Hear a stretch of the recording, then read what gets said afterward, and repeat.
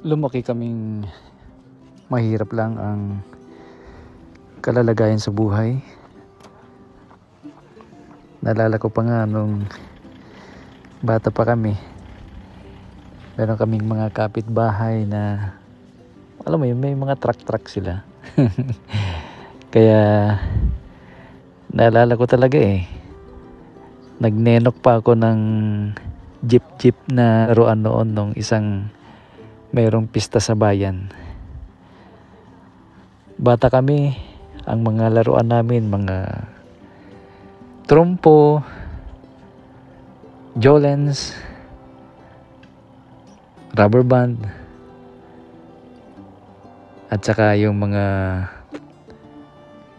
pinapalipad na text. Kaya ngayon, nakakatuwa kasi hindi ko akalain na dito sa Canada ay magkakaroon ako ng truck. Ayan. Kaya pag binabalikan ko ang aming kabataan noon, ibibigay din pala yung gusto mo pero palilipasin nyo muna yung mahabang panahon. Mahigit 50 years kumpara nung mga 6 years old hanggang 10 years old. Nung mga bata tayo, pinangarap din natin yung mga ganito.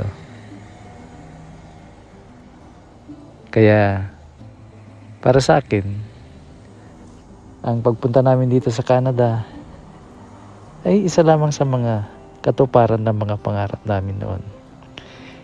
Yung magkaroon kami ng ganito. At nagpapasalamat ako sa taas dahil hindi niya binigo ang kanyang pangako niya sa amin. Nangarap,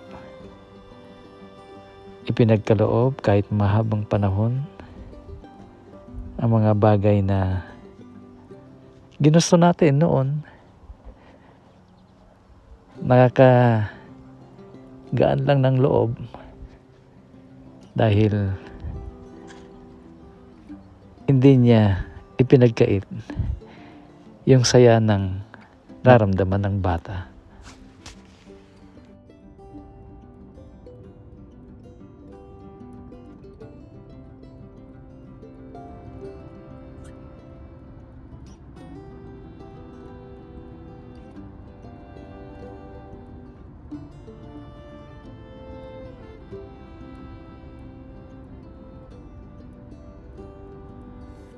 One, two, three.